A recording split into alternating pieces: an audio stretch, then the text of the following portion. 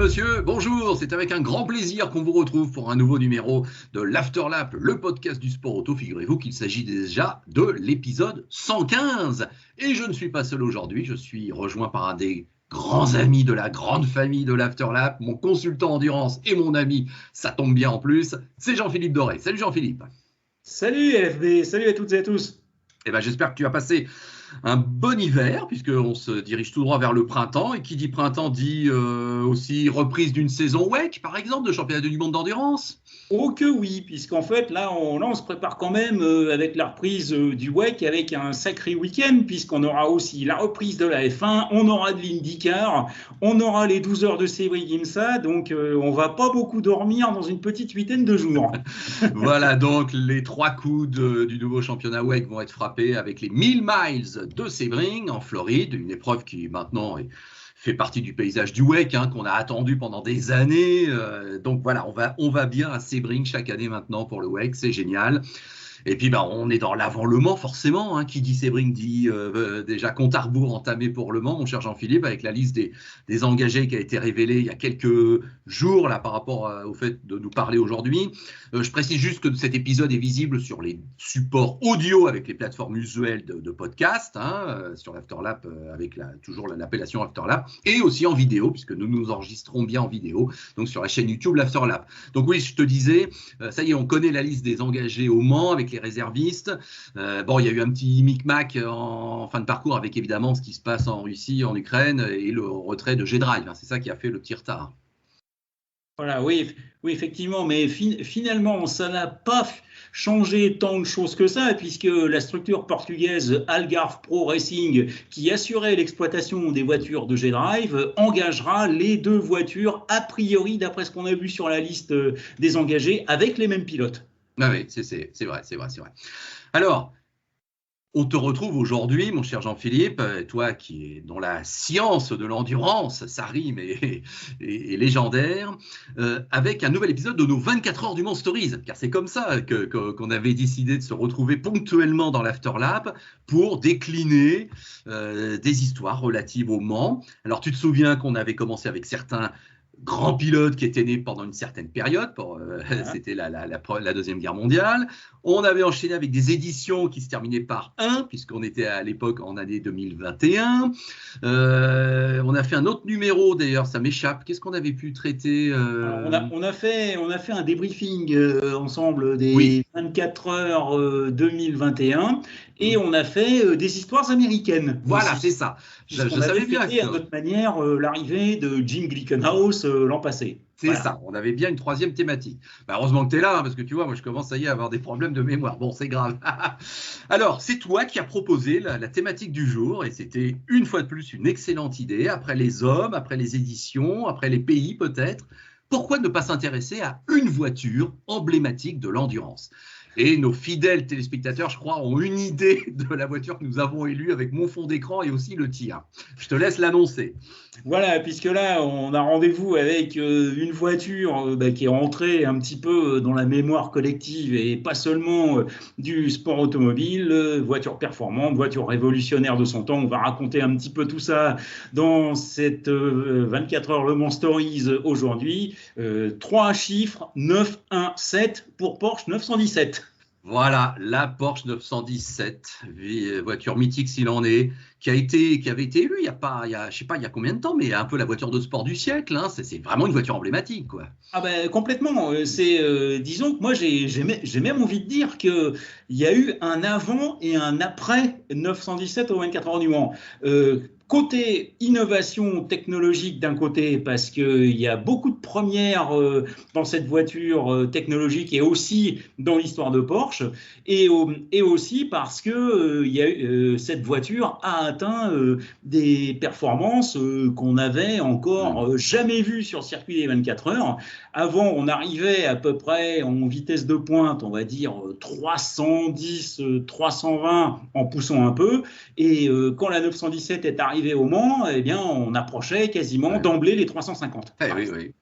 Alors, on va refeuilleter ce grand livre d'histoire consacré à la Porsche 917. Alors, on est à la fin des années 60, hein, on va tout de suite y aller, mais je ne t'apprendrai rien, mon cher Jean-Philippe, en te rappelant que Porsche avait donc démarré au Mans en 1951, très précisément, avec deux 356 SL, très précisément, qui avaient été engagés par Porsche KG, officiellement, avec une voiture qui s'était classée notamment 19e à l'arrivée, avec 210 tours parcourus. Donc voilà, j'ai mes petites fiches, mais tu me confirmes que de 51 à 69 au moins, Porsche toujours présent au Mans, mais Porsche jamais vainqueur au général. C'était ça le Graal à atteindre. Alors, voilà, jamais vainqueur au général, mais ça, c'est quelque chose qui va changer dans la deuxième moitié des années 60 avec l'arrivée à la tête du développement compétition de Porsche d'un personnage qui s'appelle Ferdinand Piëch, qui est en fait le fils de la sœur de Ferry Porsche, donc le petit-neveu du fondateur Ferdinand Porsche, qui après des études d'ingénieur va prendre la tête du département compétition, enfin officieusement, il est officiellement responsable du développement, mais son ambition va faire qu'il va se retrouver très vite aux commandes de l'histoire de Porsche au 24 heures du Mans, avec il y a une première étape en 1968. Voilà, ça démarre en 68, notre saga aujourd'hui, oui. Voilà, donc il y a deux étapes à prendre en compte en 1968. Premièrement, il y a un côté réglementaire et technique qui fait que donc les prototypes type Ford Mark IV qu'on a vu en 66-67 sont officiellement, pas dire interdit, mais la cylindrée des prototypes est bloquée à 3 litres. Donc, à cette occasion, Ferdinand Piëch lance tout d'abord l'étude de la Porsche 908, qui sera en fait la première Porsche véritablement conçue pour la victoire au général au 24 heures du Mans. Mais à côté de ça, histoire de ne pas décourager certains concurrents, l'Automobile Club de l'Ouest crée ce qu'on appelle une catégorie sport, avec donc limitée à 5 litres de cylindrée, et dans laquelle on va retrouver en 1968 et 69 la Ford GT40 Gulf qui va gagner ces deux éditions, avec tout d'abord une obligation réglementaire de produire cette voiture à 50 exemplaires. Eh oui. Par la suite, l'Automobile Club de l'Ouest et la CSI, donc la Commission sportive internationale, ancêtre de l'actuelle FIA, vont réduire ce nombre à 25. Et à la fin du mois de mai 1968, Ferdinand Piëch convoque chez Porsche une réunion technique pour l'élaboration d'un nouveau moteur de 4,5 litres, ce qui va lancer du coup l'acte de naissance de ce qui va devenir la 917 l'année suivante. Voilà, donc nouveaux moteurs, nouveaux objectifs de puissance et de volonté d'aller viser la victoire au général, avec une obligation de production. C'est voilà. Ça qui vient de nous rappeler. Alors, ce qu'il faut savoir, c'est qu'il va s'écouler un petit peu moins d'un an entre cette réunion de fin mai 1968 et la présentation officielle des 25 exemplaires au commissaire de la CSI qui aura lieu le 21 avril de l'année suivante en 69. Et donc, dans ce laps de temps, il a fallu concevoir le premier moteur 12 cylindres de l'histoire de Porsche, moteur refroidi par air, donc avec la fameuse turbine de refroidissement entre les deux rangs de cylindres. Il a fallu concevoir la voiture donc avec le souci de gagner du poids et de la puissance, avec notamment un châssis tubulaire asymétrique qui pèse moins de 50 kg et une carrosserie dans les matériaux composites de l'époque pour gagner du poids. Et ce qu'il faut savoir, c'est que chez Porsche, pendant toute cette période, ça va travailler 24 heures sur 24 en 3.8 XXXL, puisque même le personnel administratif de Porsche mettra les mains dans le cambouis pour concevoir et construire les 25 exemplaires de la 917 requis par la CSI. D'accord. Donc ça, c'est pour l'avant, si j'ose dire, engagement officiel. Et on se retrouve donc en 69. Voilà. Là, donc, ça y est, les 917 arrivent au Mans. Mais alors, Jean-Philippe, on est bien d'accord qu'on est dans une période entièrement dominée par Ford. Ça fait 3 ans que les Ford gagnent. Absolument. Donc, on a eu les gros protos de 7 litres Mark II, Mark IV en 66-67. Donc, en 1968, donc c'est Ford qui gagne toujours avec l'équipe Gulf, d'ailleurs, de John Wyer, dont on va reparler, avec la GT40. Et alors là, par contre, effectivement, quand Porsche arrive au Mans avec 2 exemplaires de la 917 en 1969, il se passe beaucoup de choses. Il se passe tout d'abord un problème réglementaire, puisque à l'origine, la 917 avait été homologuée avec des petits ailerons mobiles situés de part et d'autre de l'extrémité du capot arrière. Ouais. Sauf qu'entre-temps, suite au double accident des Lotus de Graham Hill et Jochen Rindt au Grand Prix d'Espagne, les ailerons mobiles ont été interdits. Et du coup, l'Automobile Club de l'Ouest décide de demander à Porsche de bloquer les ailerons en position fixe, ce qui rend du coup la voiture complètement inconduisible. Et en fait, de son côté, Porsche argue du fait que comme la voiture a été homologuée avec ses petits flaps mobiles, elle doit a priori les conserver pour garder un semblant de stabilité, parce qu'à l'époque, c'était une voiture quasiment inconduisible, voire dangereuse. Donc finalement, Ford obtient gain de cause et Rolf Stömmlen et Vic Elford montent chacun au front de leur côté, le premier notamment pour réaliser la pole position des 24h69. Oui, bah alors donc dis donc, ça commence pas mal quand même. Oui. Pole position dès la première apparition pratiquement. Voilà. Et donc il y a eu aussi beaucoup de choses. C'est qu'en fait, j'ai eu l'occasion dans le cadre d'un livre sur lequel j'ai travaillé, le premier livre en français sur la Porsche 917, j'ai eu l'occasion de contacter Vic Elford, j'ai eu Vic Elford au téléphone pour lui demander de préfacer ce livre. Et il m'avait dit d'ailleurs, ce qu'il a repris dans la préface du livre, c'est que la 917 était tellement instable que le bitume de la ligne droite des Hunaudières était à peine suffisant pour la maintenir droite, déjà d'une part. Et qu'en plus, Vic Elford a été, mais ça je pense qu'on aura l'occasion d'en reparler, le seul pilote à avoir conduit en course toutes les versions de la 917, de la première de 1969 à celle du Challenge Can-Am de 72-73. Et par la suite, évidemment, Porsche a demandé aussi de solides références à ses pilotes et aux équipes qui ont fait courir la 917, parce qu'il y a eu aussi un drame en 1969. C'est en fait un industriel du textile britannique, gentleman driver John Wolfe, qui avait acheté une Porsche 917, qui avait comme coéquipier un des pilotes d'usine Porsche de l'époque qui s'appelait Herbert Linge. Et en fait, tout le monde chez Porsche, compte tenu de la difficulté de pilotage de la 917, a tenté de dissuader John Wolfe de prendre de l'épargne de la course. Et il a finalement obtenu gain de cause en disant à Herbert Linge qu'il lui rendrait le volant après le premier tour de course. Malheureusement, John Wolfe n'a jamais terminé le premier tour de course, puisqu'il a trouvé la mort dès le premier tour de course. Et c'est d'ailleurs, hélas, le seul pilote disparu au volant de la Porsche 917. Et par la suite, outre les modifications techniques nées de l'association entre Porsche et l'équipe Gulf, dont on parlera un petit peu plus tard, on a vraiment demandé des références extrêmement solides pour piloter cette voiture, pas comme les autres, qui, comme je le disais tout à l'heure, a réalisé des performances encore jamais vues sur le circuit des 24 heures. À ce moment-là, on ne sait pas, mais on se doute quand même que la saga Ford va peut-être s'arrêter. On peut deviner que Porsche va devenir un géant vraiment de l'endurance et que cette première victoire va bien finir par arriver aux 24 heures du Mans.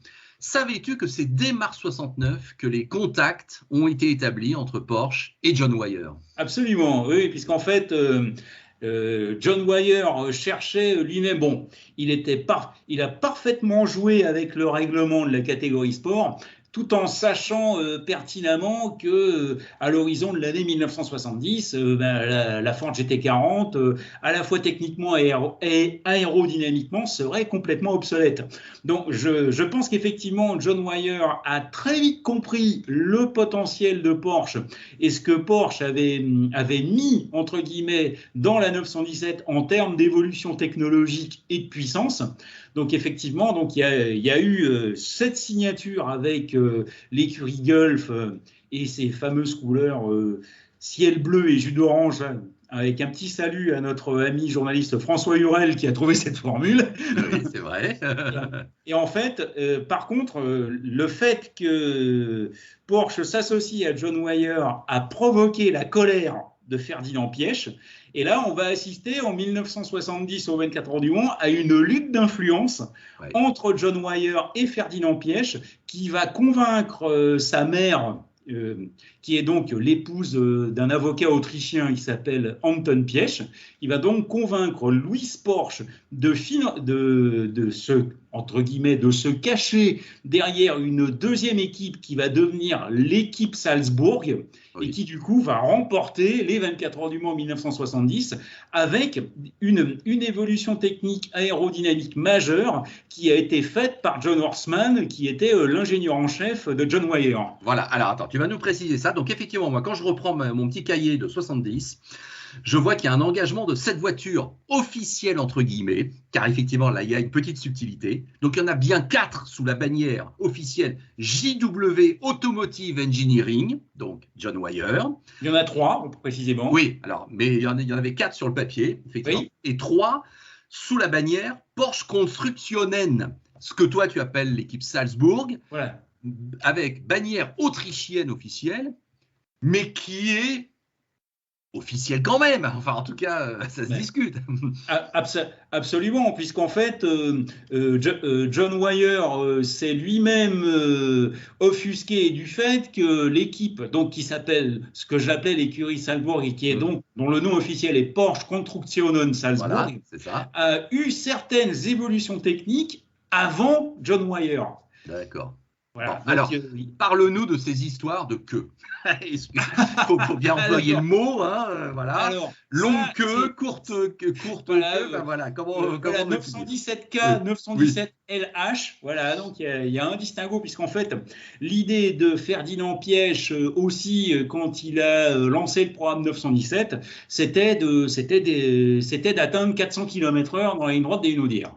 Bon, voilà. Et alors, donc il lance une étude aérodynamique, d'ailleurs, ce qui va donner la première Porsche 917 LH qui est juste derrière toi à l'image. Oui, que j'aime beaucoup par sa décoration. Et voilà. Un peu mythique elle aussi, hein, ce côté bleu-vert et effectivement ce long arrière très profilé, magnifique. Oui. Alors, sachant que les Porsche 917 LH, donc pour Langheck en allemand, ce qui signifie longue queue précisément, comme tu l'as suggéré tout à l'heure, en référence à son arrière profilé. Donc il y en avait une pour l'écurie Salzbourg, donc c'est celle qui a fait la pole position de 1970 avec Vickelford et Courtarens. Oui. Et en fait, sur toutes les 917 LH qu'on a pu voir au Mans en 1970 et 71, il n'y en a qu'une seule qui a terminé la course, c'est celle qui est derrière toi, donc qui avait terminé deuxième en 1970 avec Gérard Larousse et Willy Carlsen.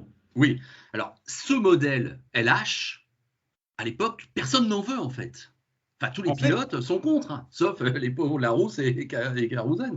Voilà, puisqu'à l'époque, il y a aussi une réminiscence de 1969, puisqu'il y avait beaucoup de pilotes Porsche qui ne voulaient pas conduire la 917. Ce qui fut notamment le cas à une certaine époque de Joe Seifert, qui paradoxalement va signer la première victoire de la 917 en 69. Mais ça, c'est une autre histoire. Voilà. Mais c'est vrai qu'effectivement, il y avait un côté un petit peu folie des grandeurs dans la volonté de Ferdinand Piëch de vouloir battre à tout prix ce record de vitesse, qui a peut-être inspiré une certaine méfiance, notamment à John Wyer, pour qui la 917K, c'est-à-dire courte pour court en allemand, était a priori peut-être pas la plus rapide en vitesse de pointe, ça c'est sûr, mais tout du moins la plus fiable.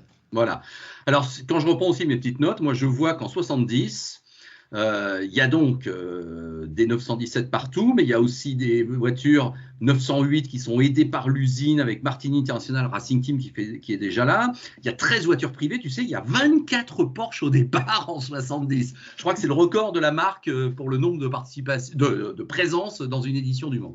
Voilà, et en plus, malgré les conditions météo qui ont été assez exécrables, eh bien, Porsche non seulement gagne ses premières 24 heures du Mans au général, mais en plus, cette année-là, remporte toutes les catégories. Voilà. Alors, je nuance ce que je viens de dire. 24 Porsche au départ, c'est un record à ce moment-là, mais qui va être pulvérisé en 71. Tu sais combien il y avait de Porsche au départ en 71? 33 sur 49. Non, mais attends, ça semble inconcevable. 49 voitures au départ du Mans, 33 Porsche. C'est fou ça. Bon, enfin, on va revenir sur 71 juste après. Donc, ça y est, Porsche arrive donc bien à gagner les 24 heures du Mans au général. Et le plus étonnant, c'est que c'est pas du tout la voiture qu'on pensait qui va gagner. Oui, alors vas-y, explique-nous ça. Voilà, puisqu'en fait, tout le monde misait a priori sur une victoire d'une des Porsche 917 Golf et probablement celle de Pedro Rodriguez et de Leo Kinnunen. Pedro Rodriguez, qui a d'ailleurs construit une bonne partie de sa légende au volant de cette voiture. On pourrait presque même dire que c'est la rencontre entre une voiture et son pilote fétiche et le contraire. Mais il y a la météo, il y a des accidents. Il se trouve que Leo Kinnunen et Pedro Rodriguez ont abandonné très tôt dans la course.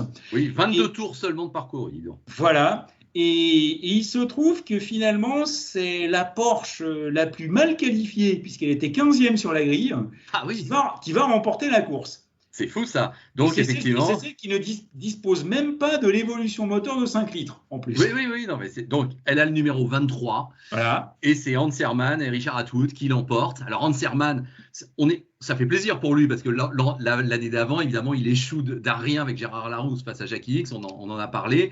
Là, c'est vrai que pour lui, en plus, il y avait un petit côté où il avait promis que s'il gagnait le Mans, il arrêtait un petit peu par rapport à sa famille qui était inquiète. Bon, bah là, c'était une belle histoire. Ah mais ça effectivement, puis en plus c'est vrai qu'Hans Herrmann a été un pionnier sur beaucoup de choses dans l'histoire de Porsche, et c'est vrai que alors, pour lui ça a été à la fois une consécration et un piège, puisqu'en fait effectivement comme tu l'as dit, il avait promis à son épouse qu'il prendrait sa retraite de pilote s'il gagnait les 24 heures. Mais bon, il faut dire aussi qu'en 1970 il avait quand même atteint un âge entre guillemets vénérable pour un pilote de course, puisqu'il était déjà quadragénaire. Il avait 42 ans à l'époque. Et aujourd'hui, c'est le deuxième ancien vainqueur des 24 heures du Mans, le plus âgé encore parmi nous. Oui, c'est vrai. Puisqu'il court sur ses 94 ans. Ah oui, t'as raison. Alors, triplé Porsche, 70, oui. Puisque donc nos amis Herrmann Attwood l'emportent, mais Gérard Larousse et Kausen, dont on a parlé, se classent deuxième avec la voiture qui est derrière nous. Et puis notre bon ami Helmut Marko monte sur le podium et prend la 3e place. Il gagne la catégorie prototype 3 litres avec la 908 dont tu parlais tout à l'heure, justement. D'accord. Et alors, cette histoire de la 917 vainqueur se prolonge. Nous sommes tous les deux des cinéphiles, voilà, un peu passionnés. Et donc, ce mythique film aussi pour tous les amoureux de sport auto qui est Le Mans, avec Steve McQueen, bien sûr. Voilà. Il y a une 917 qui gagne de nouveau au Mans au cinéma. Alors, en fait, voilà, ce qui se passe dans le film de Steve McQueen, donc avec des scènes de course filmées pendant la course, notamment en 1970, puisque la société de production de Steve McQueen avait engagé une Porsche 908 équipée de 3 caméras, qui était pilotée par Herbert Klinge et Jonathan Williams, pour faire des prises de vue réelles pendant la course. Et ensuite, donc, l'équipe du film s'est installée sur le circuit des 24 heures pendant près de 6 mois, puisque le tournage s'est achevé fin octobre, début novembre 1970. Et en fait, dans le film de Steve McQueen, se passe un truc qui ne s'est jamais produit dans la réalité, c'est une 917 Golf, donc voilà. Ciel bleu et jus d'orange, qui gagne les 24 heures du Mans. La magie du cinéma, mon cher Philippe, et des scénaristes, tu sais comment ils sont, ils recréent la réalité. Sachant qu'en plus, Steve McQueen aurait dû être au départ des 24h70 avec Jackie Stewart en tant que coéquipier sur une 917 Golf, mais là, ce sont les assureurs de Steve McQueen qui ont dit non. Voilà. Bon. Du coup, on remet la couronne en jeu l'année suivante. On se retrouve en 71. Alors moi, je vois qu'il y a 3 toujours 917 inscrites officiellement GW Automotive Engineering, 3 Martini International Racing Team. Donc ça, ce sont bien les voitures clairement aidées par l'usine. 27 voitures privées, comme on le disait, 33 Porsche au départ. Bref, donc 71, l'idée c'est quoi? C'est de continuer sur la lancée de 70. Mais qu'est-ce qui change? Il y a quelque chose qui change. Alors, l'idée, toujours dans la tête de Ferdinand Piëch, c'est le record des 400 km/h dans la ligne droite des Hunaudières. Donc, pendant les essais, alors, tout commence pendant les essais préliminaires d'avril 1971. Ouais. Et à ce moment-là, Jackie Oliver, donc au volant d'une 917, pour l'instant qui n'a pas encore tout à fait sa déco au Gulf, signe le premier tour du circuit des 24 heures qui dépasse les 250 km/h de moyenne. 3 minutes 13 secondes 6 dixièmes pour faire 13 km et demi, imaginez un petit peu. Et le record de victoire de vitesse, pardon, oui. dans la ligne droite des Hunaudières à 386 km/h. Ce record de vitesse qui ne sera battu qu'en 1988 avec les 405 km/h de la WM Peugeot. Mais en fait, cette pluie de records, donc finalement, finit par convaincre John Wyer d'engager des Porsche 917 LH. Oui. Donc il y aura 2 917 Gulf à carrosserie longue engagés par John Wyer et une courte. Donc la longue, elle était pour donc Joe Siffert et Derek Bell qui, pour la circonstance, disputaient ses premières 24 heures du Mans au volant d'une Porsche. Et la deuxième pour Pedro Rodriguez et Jackie Oliver. Pedro Rodriguez qui s'offre la première pole à plus de 250 de moyenne avec seulement 3 dixièmes d'écart sur le record de Jackie Oliver en avril, puisque Pedro Rodriguez a fait la pole des 24 heures en 1971 en 3 minutes 13 secondes 9 dixièmes. Oui, c'est ça. 3-13-6 aux essais préliminaires, 3-13-9 en qualif. Effectivement, c'est incroyable. Alors, voilà. Tu parlais des équipages. Ouais. Numéro 17, Siffert et Bell. Hein, je parle de là, la bannière John Wyer. La numéro 18, Rodriguez et Oliver.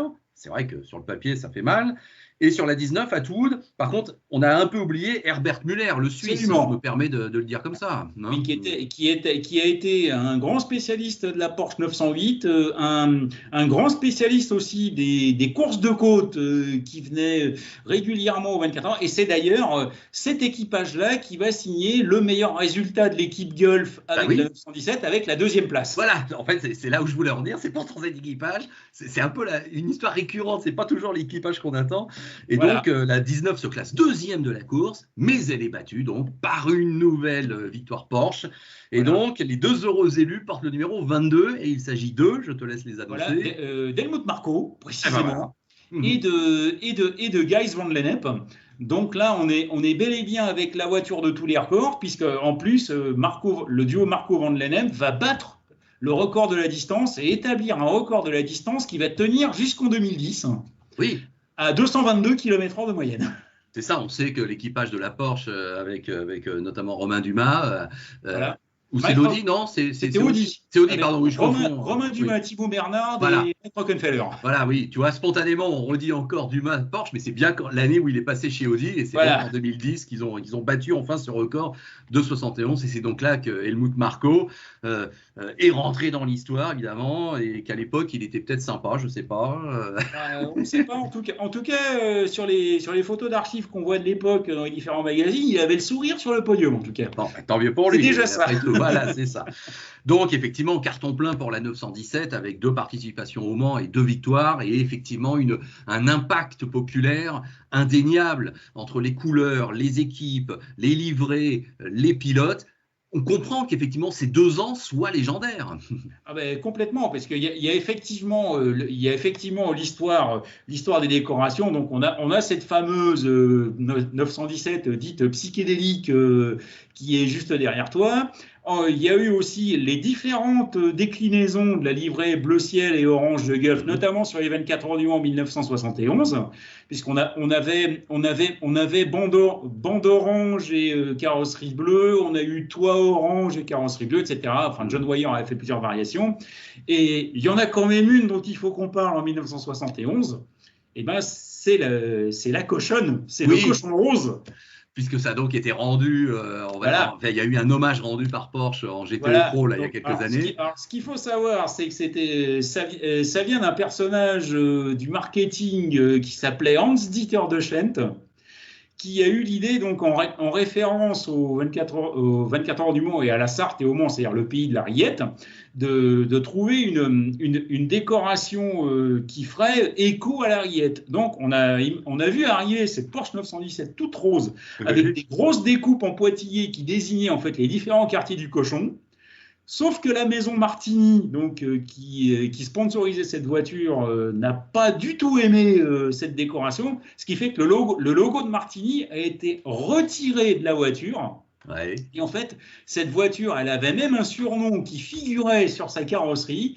C'était en allemand, ça donnait le chasseur de truffes de Zuffenhausen. Oh là là, dis donc, c'est Trüffeljäger von Zuffenhausen en version originale. Bon, donc en référence à la truffe, au cochon, à la rillette, etc. Mais en fait, cette voiture n'était pas tout à fait là par hasard, puisqu'à cette époque, Porsche savait déjà que la cylindrée des prototypes était définitivement figée à 3 litres à partir de 1972, ce qui excluait définitivement les voitures de la catégorie sport dans laquelle courait la 917. Et donc, pourquoi cette 917 avait l'air un petit peu pataude, non seulement avec sa déco toute rose et ses voies extra larges, mais c'était aussi parce qu'elle préfigurait l'arrivée officielle de Porsche en Can-Am l'année suivante. Bon. Et là, il y a un personnage dont il faut parler, puisqu'en plus, il était là au 24 heures du Mans en 1971. Il n'était pas encore le patron d'industrie, le capitaine d'industrie du sport automobile qu'on connaît aujourd'hui, c'est Roger Penske. Alors, tu vas nous en parler effectivement avec ta casquette Made in USA, parce que tu es un spécialiste aussi du sport automobile américain, et vraiment, on est ravis de t'avoir avec nous, Jean-Philippe, et de profiter de tes lumières. C'est vrai qu'à partir de après 71, une période, si on parle de Porsche, une période de transition commence, parce que c'est la saga Matra qui va commencer avec les 3 victoires consécutives. Et effectivement, Porsche ne va revenir que dans la deuxième moitié des années 70 avec le succès qu'on sait. Donc ça, c'est pas notre sujet aujourd'hui. Voilà. Il faut effectivement ouvrir la page États-Unis. Alors là, moi, je ne te cache pas que je ne la connais pas bien, donc c'est bien pour ça que je te remercie d'être là. Raconte-nous comment ça se fait que la 917 obtient une deuxième vie, si j'ose dire, prestigieuse aussi en Amérique du Nord. Alors, en fait, ce qui se passe dans un premier temps, c'est que donc, pour développer un peu sur Roger Penske, donc Roger Penske vient pour la première fois en tant que patron d'écurie au Mans en 1971, avec une Ferrari 512 adaptée un petit peu à l'américaine, en plus avec une superbe décoration bleu nuit et jaune, si tu te souviens. Oui. Avec au volant le pilote ingénieur fétiche de Roger Penske qui s'appelait Mark Donohue. Voilà. Et en fait, pendant la semaine des 24 heures 1971, eh bien, Roger Penske et Porsche négocient l'arrivée officielle de la 917 dans le Challenge Can-Am américain. Alors, pourquoi le Challenge Can-Am américain ? En fait, parce que la 917 y a déjà couru avec une version dont on a coupé la tête, c'est-à-dire le cockpit, avec une version à carrosserie ouverte, qui s'appelait notamment 917 PA, qui a notamment été pilotée par Joe Seifert. D'accord. Donc en fait, on s'est très vite rendu compte chez Porsche que 4 litres 5 et 5 litres, ça n'allait pas suffire pour se battre contre les gros V8 de 7 litres et des poussières, notamment des McLaren qui dominaient ce championnat, ce qu'on appelait Can-Am, donc pour Canada-Amérique, qui se déroulait en Amérique du Nord. Et donc, il y a même eu un moteur 16 cylindres qui a été conçu, mais qui a été installé dans un prototype, mais que Porsche n'a jamais utilisé en course. Et en fait, ce qui se passe en 1972, c'est qu'on décide tout simplement de greffer un turbocompresseur sur le moteur 5 litres de la 917. Donc, ça va donner dans un premier temps la Porsche 917-10, qui va d'ailleurs courir aux États-Unis avec le numéro 6, qui était le numéro fétiche de Penske à l'époque. Et bon, il se trouve que malheureusement, Mark Donohue a été accidenté en début de saison, et c'est finalement un autre pilote Penske, George Follmer, qui sera titré. Et en 1973 arrive la 917 absolue, c'est-à-dire la 917-30, 5 litres 4 turbocompressé et plus de 1000 chevaux sous le capot. Oh, incroyable. Avec un rapport poids-puissance absolument jamais vu à l'époque. Et cette voiture va dominer la Can-Am 1973, cette fois avec Mark Donohue, qui est parfaitement rétabli de son accident de 1972. Mais il va se passer la même chose qu'en Europe, c'est-à-dire que les gens du Sports Car Club of America, qui est donc l'organisme tutélaire du championnat Can-Am, va imposer une limitation de consommation de carburant qui va exclure de facto la 917. Et en fait, la dernière prouesse de la 917, elle va remonter en 1975. Ah, l'histoire il y a un post-scriptum. Et il y a un post-scriptum et se termine en 1975. Il y a un post-scriptum en 1975 avec une version profilée et boostée de la 917-30 qui va afficher pour la circonstance 1230 chevaux. Oh. Ça, c'est une donnée Porsche. Donnée officielle Porsche, hein, par contre. Et en fait, ça se passe sur le circuit ovale de Talladega, qui est, comme tu le sais, le super speedway le plus rapide des États-Unis à l'époque. C'est cela. Et Mark Donohue boucle un tour de l'ovale de Talladega, donc ce qui est un record à l'époque, à 335 km/h de moyenne, avec dans ce qu'on appelle la backstretch, la ligne droite arrière, une pointe à 386. Oui, mais c'est dingue. C'est vrai que Talladega a souvent été utilisé pour battre les records de vitesse. En NASCAR, il l'avait fait aussi. C'est vrai que ce circuit qui avait été construit, je t'apprends rien, en 69 pour fêter en fait les 20 ans de la NASCAR et les 10 ans d'après Daytona, histoire d'avoir une nouvelle signature emblématique d'un super speedway. Donc effectivement, cet ovale, il est incroyable. Et ça m'étonne pas que c'est là qu'on a été chercher les records de vitesse. Donc là, ce que tu nous expliques, Jean-Philippe, c'est très intéressant parce que c'est là qu'on voit d'où remontent les liens entre Penske et Porsche. Absolument. Qui sont toujours d'actualité. Et puisque tu parlais de la deuxième moitié des années 1970 pour les victoires suivantes de Porsche aux 24 heures du Mans, donc en fait, la technologie du turbocompresseur va être transposée sur une version très spéciale de la 911 dite Carrera qu'on verra au Mans en 73 et en 74. Et en fait, toute la partie aérodynamique, le grand aileron arrière de la 917-30 de 1973, on va le retrouver sur la Porsche 936 en 1976, qui va devenir le premier prototype turbo-compressé vainqueur aux 24 heures du Mans, donc qui est en fait une espèce de petite fille de la 917 avec, en quelque sorte, la 917-30 Can-Am de 1973, qui est en quelque sorte le chaînon manquant entre la 917 et la 936. C'est ça.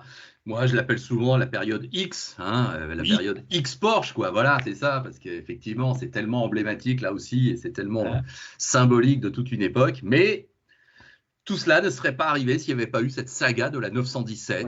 S'il n'y avait pas eu cette volonté de Ferdinand Piëch, qui a fait un beau parcours par la suite, puisque c'est lui notamment l'initiateur de l'arrivée d'Audi en compétition, notamment le programme Audi Quattro en rallye, c'était lui. Autre. Mais c'est sûr, ça c'est vraiment intéressant parce que Ferdinand Piëch, on le connaît même plutôt à la fin comme le capitaine d'industrie, un des grands Manitou d'Audi, on va dire ça comme ça. Mais on oublie que ça a été effectivement l'ingénieur qui a mis les mains dans le cambouis pour faire une des voitures les plus célèbres du monde en matière de sport automobile. Voilà, et qui a surtout, peut-être pas enfanté, mais qui a initié la première Porsche victorieuse aux 24 heures en fait. Ben oui, effectivement. Et puisqu'on est un petit peu entre passionnés, on peut le dire aussi, c'est que le début des années 70, il y avait une sorte de... Pour reprendre une référence à l'écrivain Philippe K. Dick, il y avait une trilogie divine au début des années 70. On avait la 917 au Mans, la Lotus 72 en Formule 1, la Lancia Stratos en rallye. C'était quand même quelque chose à l'époque. Ah oui. Tu fais bien de nous rappeler tout ça. Quand on y réfléchit. Parce que ces trois voitures-là, c'était à la même époque. C'est ça. On a des frissons, là, incontestablement, à cette évocation, parce que c'est vraiment des époques extraordinaires. C'est notre jeunesse, quelque part. Voilà. On est vieux, mais bon. Écoute, Jean-Philippe, c'était vraiment passionnant de t'écouter. On te remercie aussi d'avoir eu la résistance à la tentation de décrocher ton téléphone qui a sonné tout à l'heure. Bravo à toi. Ça, c'est vraiment être pro, n'est-ce pas? En plein direct d'un enregistrement d'un épisode épisode de l'Afterlap, le téléphone a sonné, Jean-Philippe n'a pas tremblé et il a continué à nous raconter ces magnifiques histoires. Et là, c'était le téléphone fixe puisque le portable était éteint. Voilà. Tu vois, tu avais quand même oublié ce petit détail. Donc, tu retombes professionnel, mais tu ne l'as pas été complètement au début. Bon, fin de la parenthèse. On te remercie beaucoup de cette disponibilité que tu nous accordes. On te remercie de participer toujours régulièrement à l'Afterlap, de reprendre nos 24 heures du Mans Stories qui, je suis sûr, provoque là aussi quelques petits frissons, bah oui, de la part de nos auditeurs et spectateurs, c'est évident. Et puis bah voilà, comme on est dans cette montée en puissance qui va nous mener jusqu'au mois de juin, qui se prolongera par le Mans Classique début juillet. Et là, je crois qu'après 4 ans d'attente, ça va être aussi génial. Avec en plus le centenaire des 24 heures en point de mire en 2023, où là, on s'attend encore à des choses assez gigantesques. Oui, ça va être exceptionnel. Là, il y a un cycle qui s'ouvre là, ou en tout cas qui se continue encore plus emblématiquement, si j'ose dire, ça va être génial. Bon, allez, je te libère. On vous remercie tous de votre fidélité et d'avoir écouté cet épisode. Jean-Philippe, continue de bien nous glaner des informations dans le monde de l'endurance. Et puis, bah, écoute, on te retrouve très bientôt au micro du podcast du Sport Auto. Je n'en doute pas. Allez, plaisir. Ciao.